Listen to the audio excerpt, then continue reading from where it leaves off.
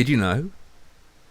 If I convert to Sikhism, I'm allowed to carry a knife with me.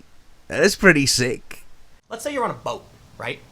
And on that boat is a crazy guy who's screaming and waving knives in the air. And he's demanding you give him more food. And you're like, man, we're stuck on a boat with this guy. At some point, you gotta tie that guy up and say he's nuts, okay? He's swinging a knife around. Maybe this time Romania would join the bad guys. Well, who are the good guys? We were supposed to join the communists or whom? Huh? Maybe next time you do the beach landings in Romania rather than Norway. How about that? How would you do the beach landings, huh? How would you do the beach landings, huh? How would you do the beach landings, huh? A few more minutes. You have such an incredibly singular face. Your particularity gives character. You're ugly as shit, my liege. Let me just take care of Antifa real quick. Look at that. Destroy male privilege. Destroy male privilege. Get out of here. Any would-be shooter would get return fire from the pews, the pulpit, and the ushers. I mean, imagine trying to... Was my favorite tweet about that whole situation was Count Dankula saying, if you ever feel you're not quite smart, remember there's a dude who tried to pull off a mass shooting in Texas. Right.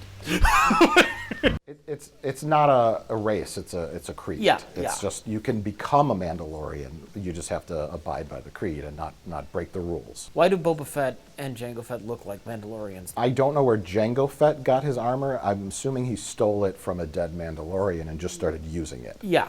And then Boba Fett wanted to emulate his father because he was sad he got his head chopped off. Is Boba Fett not using his dad's armor? No. You can just shake the helmet and the head will fall out. Okay. Gross. It's perfectly usable. What is this? There's a journal here.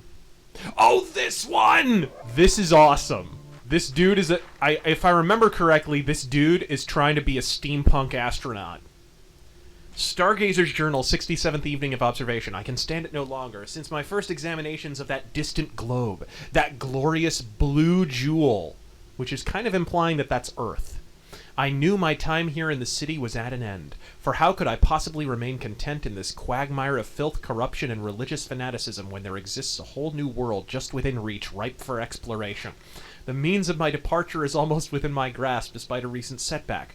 Brellick was a fine young servant and a dedicated laboratory assistant. Oh, the anguish as I removed his entrails from the plaza's great statue. And worst of all, I realized it was my miscalculations that cost the lad his life. How could I have been so stupid? The scientific principle is sound, I am sure. Using my patented sunburst device, an explosive of the highest magnitude, a thick wooden box can travel the distance needed to reach the stars. How foolish of me to forget the protective layer of lead. But the past is exactly that, and it's time to move on. I have hired a new assistant, a drunken old crone named Hilda, who will make the test flight. The sunburst device will simply be placed under the box and ignited from a distance, and Hilda will soar to that beautiful new world. Once there, she is to communicate with me via smoke signal when it is safe for me to proceed. She is, of course, a bit nervous about the proceedings, but a pint of aged gin should be enough to put her fears to rest. Jesus. To the stars! I love it.